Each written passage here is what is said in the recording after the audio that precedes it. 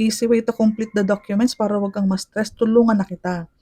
Ito po ang heads up natin, lahat ng ID, isi-xerox mo yan sa isang bond paper, isang ID lang, back to back po, 3 pirma. Hiwa-hiwalay po yan para may space ka pa sa pirmahan. Pati po yung ID ng asawa mo. Ano yung mga ID na nasa sayo? Company ID, Pag-ibig loyalty card, TIN ID, valid IDs. Pati yung 2 valid IDs ng asawa mo. Yan. The rest na mga papel na walang pirma, ako na ang bahala mag-print, isend mo lang po sa email ko.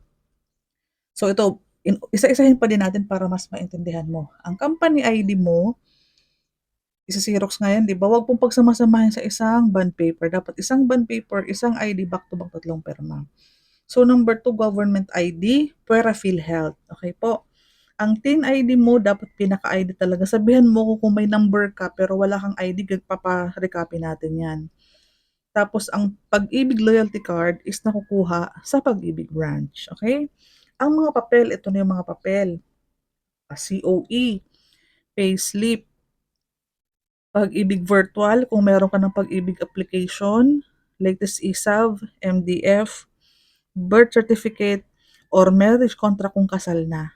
Meralco bill, barangay clearance, help seminar, reservation agreement forms, naka-xerox na ko sa office. Ang 1 by 1 picture, magpa-picture ka, isend mo sa akin sa email, ako na po magpapaprint, just pay 65 pesos, ako na po bayan. So sobrang bilis, di ba? Kapag regular na empleyado ka, meron kang company ID, may government IDs ka, may TIN ID ka, may Pag-ibig loyalty card ka. So sobrang bilis lang, walang reason para mahirapan ka. May 1 month payslip ka, ako magpe-print. May COE ka, ako magpe-print. Pag-ibig virtual. Ito lang po ang unahin mo, ang ESAB, saka MDF, saka loyalty card. Nakukuha lamang po yan sa branch ng Pag-ibig. Ikaw po ang mag-a-appear kasi personal mo po yan na kukuhanin. Wala po dyan yung mga representative kasi personal po ito. Ano po? So, ang birth certificate, sobrang bilis lang. Sa marriage contract, ako na magpapaprint. So, ang 2 valid IDs ng asawa mo lang po yung papaxerox. Or sa opisina, pwede mong ipaxerox na lang sa opisina natin.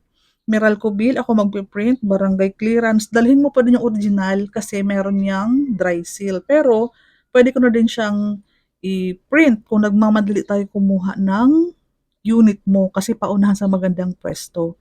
Health seminar, tutulungan kita kung paano ginagawa. Yung forms, ako na nagpe-print niyan.